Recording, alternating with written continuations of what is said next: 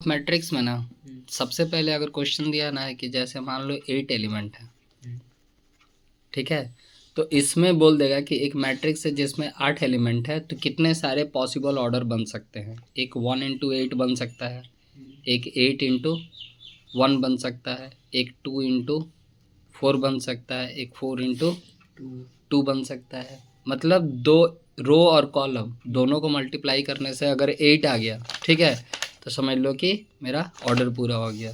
तो हमको 8 एलिमेंट का एक मैट्रिक्स है, ठीक है, जिसके ऑर्डर बनाने हैं 1 इंटू 8, 8 इंटू 1, 2 इंटू 4, 4 इंटू 2, इस तरीके से बन सकता है, ठीक है। अब जैसे 2 नंबर पे क्वेश्चन दिया हुआ है, एक मैट्रिक्स है 2 1 0 3 4 7 -5 9 और -2, और हमसे पूछेगा A22, ठीक है, और B21 का वैल्यू, ठीक है। अब 21 22 होता क्या है, ऐसे समझो, इसको बोलते हैं 11 12 और 13, इसको बोलते हैं 21 22 23, ऐसे करके पकड़ा जाता है। फिर अगला अगर रो होता है तो फिर 31 32 33। A22 बोला, A22 कितना है 7, B21 बोला, इस 21 ये है, इसको बी बना देता है, तो 21 के प्लेस पे कितना है 0 है ना, तो आंसर कितना फाइनली हो जाएगा मेरा 7 होगा।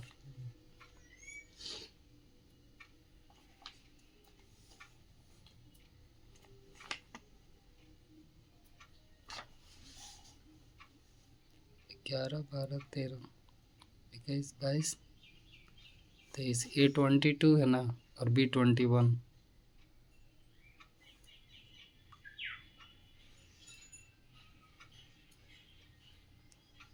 7 आना चाहिए था।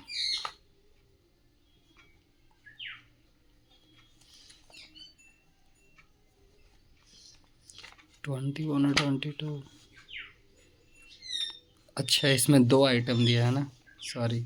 देखो क्वेश्चन हमारा क्या है कि एक ए का मैट्रिक्स दे दिया, 2 1 0 3 4 7 -5 9 और -2।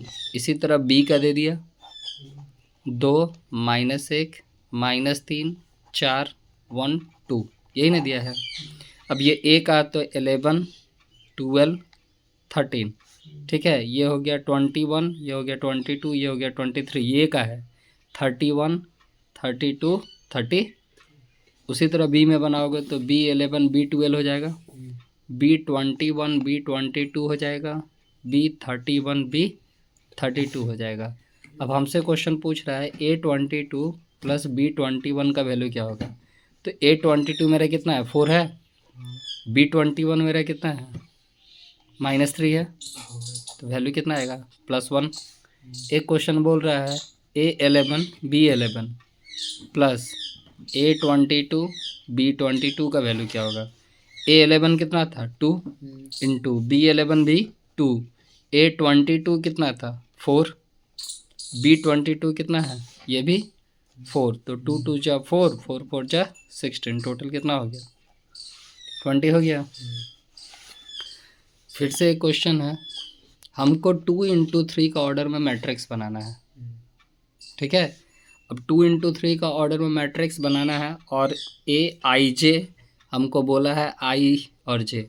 अब ऐसे समझो, ये रो को रिप्रेजेंट करता है और ये कॉलम को, ठीक है। तो रो कितना है 2, कॉलम कितना है 3, तो इसको ऐसे समझो A11 A12 A13, ठीक है, A21 A22 और रो 2 हो गया, कॉलम मेरा 3 हो गया। इस ऑर्डर पे बनाना है। अब जैसे A11 है तो इसका वैल्यू क्या होगा, I के प्लेस पे भी 1 और J के प्लेस पे भी 1, तो वैल्यू 1 ही बनेगा। A12 बोला यानी 1 इंटू 2, A13 बोला यानी 1 इंटू 3, ठीक है। उसी तरह A21 बोला तो 2 इंटू 1 कितना हो गया 2। मल्टीप्लाई क्यों कर रहे हैं, क्योंकि यहाँ पर दोनों क्या है मल्टीप्लाई ऑर्डर में। A22 4 हो जाएगा, A23 कितना हो जाएगा 6, अब इस ऑर्डर पे खाली इसको सजा दो, 11 12 13 21 22, समझे? इस तरीके से बनेगा। एक और हमको बोला, ऑर्डर हमको दिया है 2 इंटू 2 का, और ए आई जे का इक्वेशन डाल दिया आई प्लस जे का होल स्क्वायर बाई 2।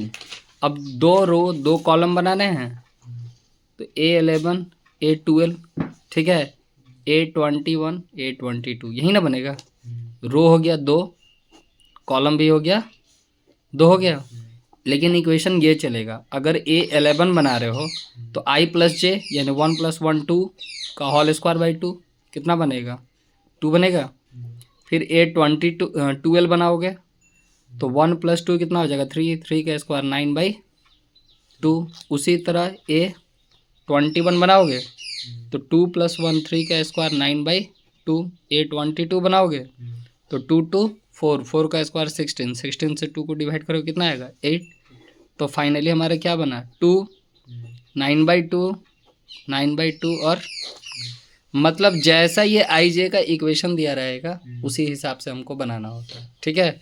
और मेन है जैसे 2 इंटू 2 बोला तो ऐसे रो कॉलम पहले सेट करना पड़ेगा, ठीक है।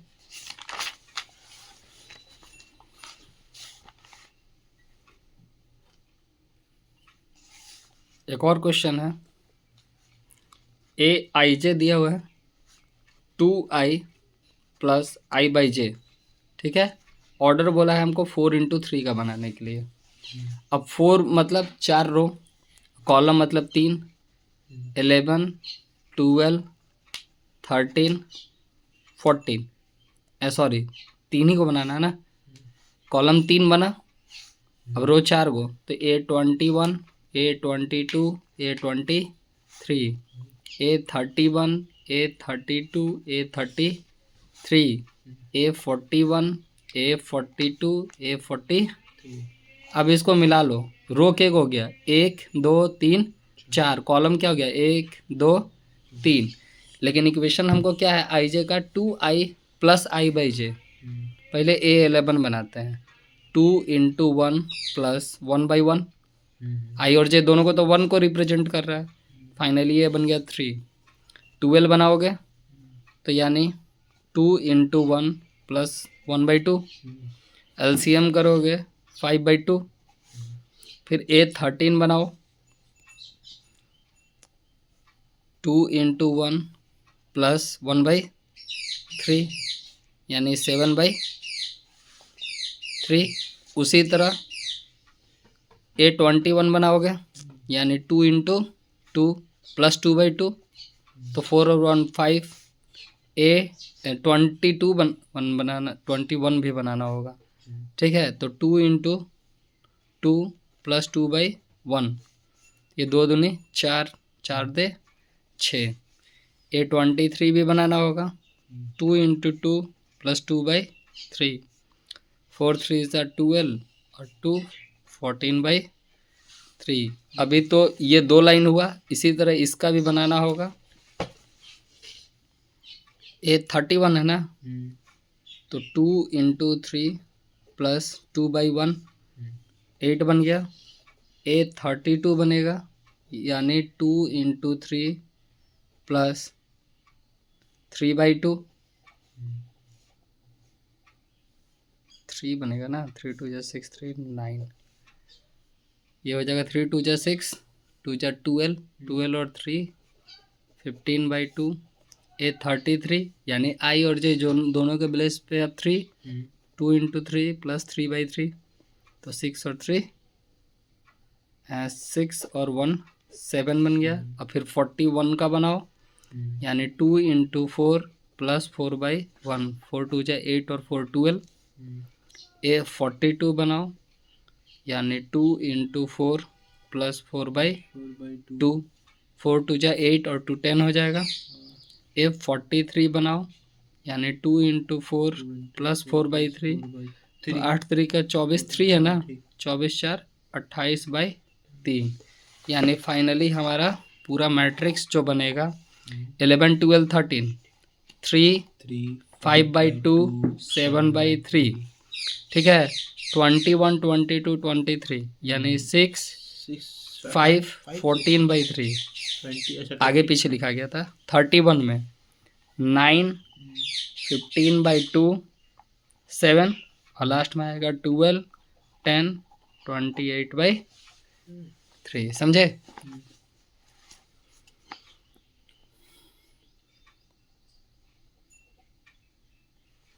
अब देखो अगला क्वेश्चन है कि हमको रो और कॉलम निकालना है, मतलब एक्स वाई ए बी इन चार चीज़ का वैल्यू निकालना है।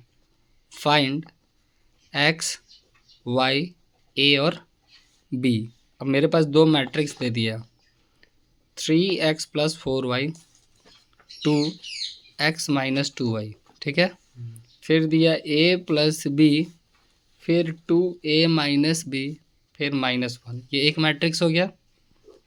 अब इधर में आ जाओ, 2, 2, 4, 5, -5, -1। अब इसको थोड़ा सा हमको ऐसे समझना है, ये A11 है, A12 है, इसमें से ये B11 है, B12 है, B13 है। उसी तरह ये A21, A22, A23, B21, B22, B23, मतलब 11 11 के इक्वल है, यानी 3x + 4y = 2 है। एक इक्वेशन ये हो गया। ठीक है। उसी तरह x - 2y किसके इक्वल होगा? 4 का। x - 2y = 4। ये दो इक्वेशन हो गया। यहाँ से तो जब ये लीनियर इक्वेशन से एक्स वाई के वैल्यू निकाल सकते हैं, निकलेगा। उसी तरह ए बी का काम करते हैं। इसमें a + b दिखाई दे रहा है, तो ये किसके इक्वल होगा? 5।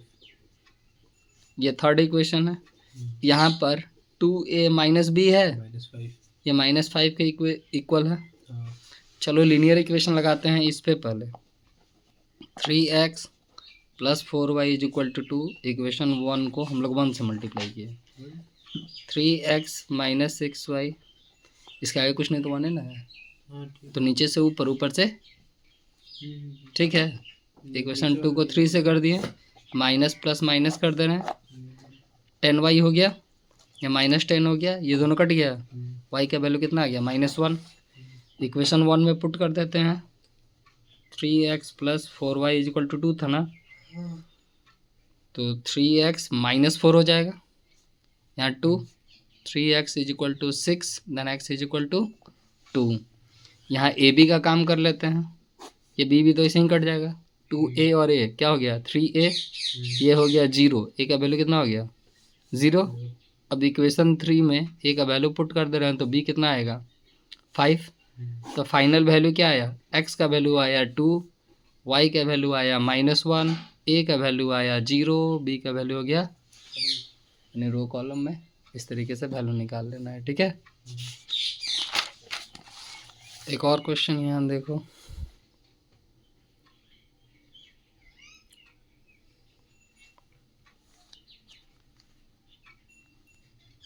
x + 3,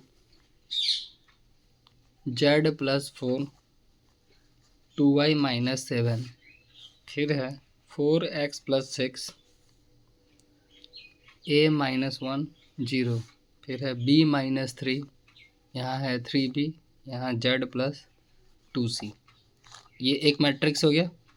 इसके रिलेशन में दूसरा मैट्रिक्स है 0, 6, 3y - 2, फिर है 2x - 3, 2c + 2, तीसरा है 2b + 4 -21 और 0। अगेन इसमें हमको x, y, z, a, b, c इन सब का वैल्यू चाहिए। चलो रिलेट करते हैं।